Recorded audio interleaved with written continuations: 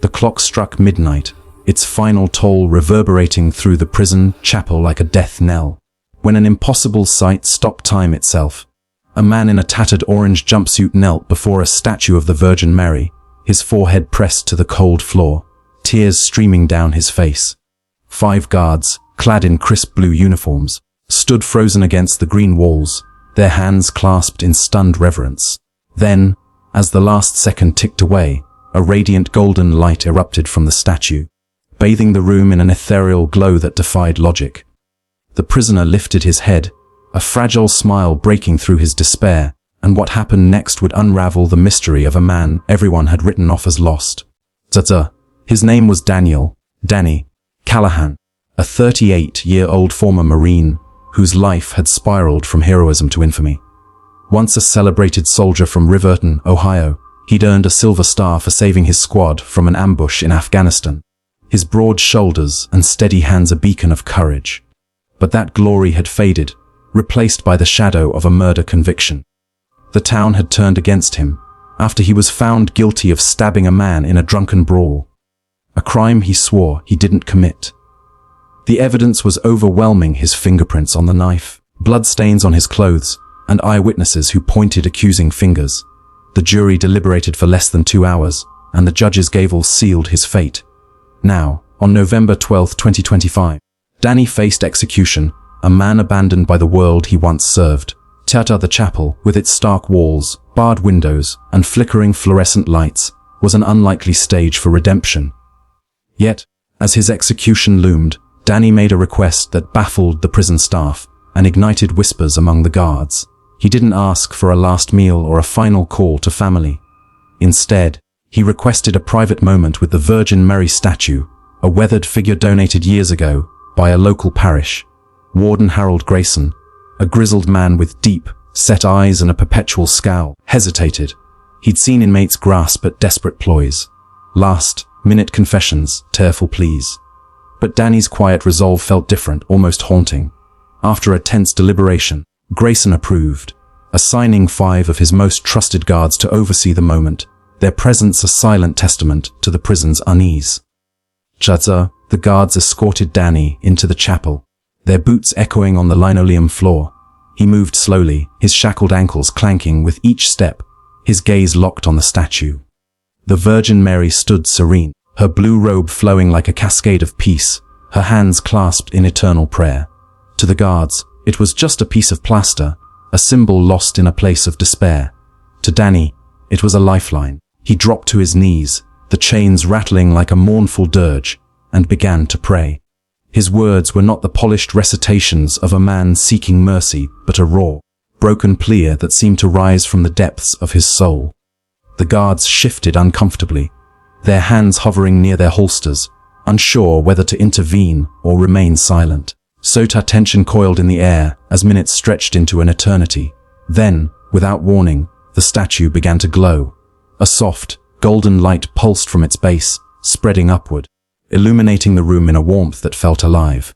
The guards gasped, their stoic facades crumbling. Young Tyler Reese, a guard with a scar slicing across his cheek, stumbled back, his hand trembling as he reached for his radio. "What the hell is this?" he whispered, his voice cracking. The others stood rooted, their eyes wide with disbelief. Danny raised his head, his tear-streaked face now serene, a fragile smile breaking through the darkness. The light pulsed once more, then vanished, leaving the chapel in a stunned silence that seemed to hum with the impossible. News of the event spread like wildfire through the prison, leaping beyond its walls to the streets of Riverton. Reporters descended, cameras flashing, demanding answers. Warden Grayson ordered an immediate investigation, his skepticism clashing with the unwavering accounts of his men. But the mystery deepened when a forgotten piece of Danny's past emerged. Buried in his military file was a detail no one had considered during his Afghanistan tour. He'd been part of a covert mission to protect a remote village. An elder there had gifted him a relic, a fragment of an ancient icon said to carry divine power. Danny had dismissed it as superstition, tucking it into his gear as a keepsake.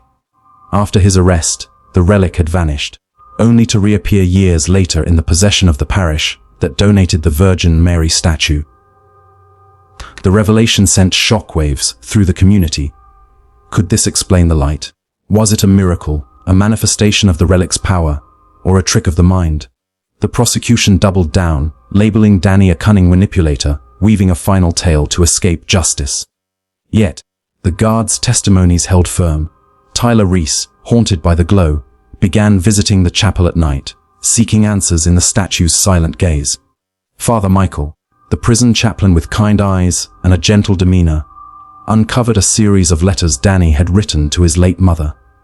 In them, he confessed not to the murder, but to a deeper guilt, failing to save his squad during that ambush, a wound that had festered into the rage that led to the bar fight. The killing, it seemed, was a tragic misstep born from a soldier's unhealed trauma. As the execution date drew closer, a grassroots movement took root. A petition circulated through Riverton, gathering hundreds of signatures, pleading for a stay of execution. Citizens who once shunned Danny now saw a flicker of the hero he'd been. Governor Elise Carter, a pragmatic woman with a reputation for tough decisions, faced a deluge of calls and letters. Her office buzzed with urgency as she reviewed the case, the relic's discovery prompting a re-examination of the evidence. The twist came at 10:24 a.m. PKT on November 12, 2025, just hours before the lethal injection was scheduled. A forensic analysis revealed a critical flaw. The blood sample had been contaminated, casting a shadow of doubt over the conviction. Governor Carter issued a temporary reprieve, ordering a new trial. The chapel transformed into a pilgrimage site, the Virgin Mary statue a symbol of hope amid the uncertainty. Danny, unshackled but still confined, stood before it once more, his eyes clear and resolute. The guards, once his captors, now regarded him with a quiet respect, their presence a testament to the bond forged in that miraculous moment. The light never returned, but its memory lingered, a silent witness to a man who'd faced the abyss and emerged with a chance at redemption. Riverton, once divided by judgment, began to heal, united by a story that defied explanation. The new trial loomed on the horizon, but for now, Danny Callahan was alive with the possibility of reclaiming his name. The weeks that followed were a whirlwind of legal battles and public scrutiny. Defense attorneys pored over the contaminated evidence, uncovering additional inconsistencies in the eyewitness accounts. One witness recanted, admitting fear had clouded their memory, while another revealed a personal grudge against Danny from years past. The prosecution fought to uphold the verdict, but the tide was turning. Community leaders, including a retired Marine who'd served with Danny, testified to his character, painting a picture of a man broken by war, not malice. The courtroom buzzed with tension, the relic's story weaving through the proceedings like a thread of destiny. Danny found solace in the chapel, his prayers now a quiet meditation, rather than a desperate cry. The guards rotated through their shifts, but Tyler Reese remained a constant, his scar seeming less prominent as he found peace in the statue's presence. Father Michael organized a support group for veterans within the prison, inspired by Danny's resilience. The town held vigils, candles flickering in the night, a collective holding of breath as the trial progressed. The media dubbed it the miracle case, a moniker that both frustrated and humbled Danny, who insisted he was no saint, just a man seeking forgiveness. The climax came on a crisp December morning, the courtroom packed to capacity. The judge, a stern woman with silver hair, delivered her ruling.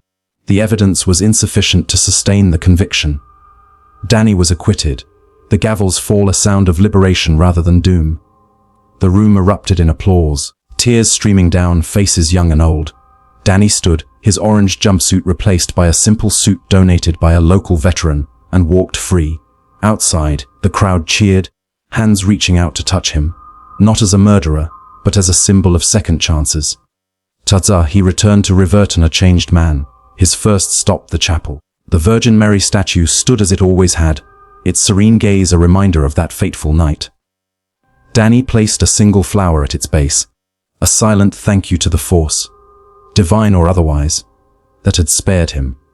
He later joined Father Michael's veteran support group, sharing his story to help others find their own redemption. The town rebuilt its trust in him, his silver star displayed proudly in the local museum, a testament to a hero reclaimed.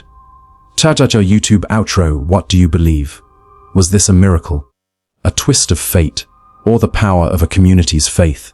Drop your thoughts in the comments below, and let's discuss this incredible journey. If this story gripped your heart, please like, share it with someone who needs inspiration, and subscribe for more cinematic tales of justice and redemption. Hit that bell icon so you're notified every time we drop a new video. Your next adventure awaits!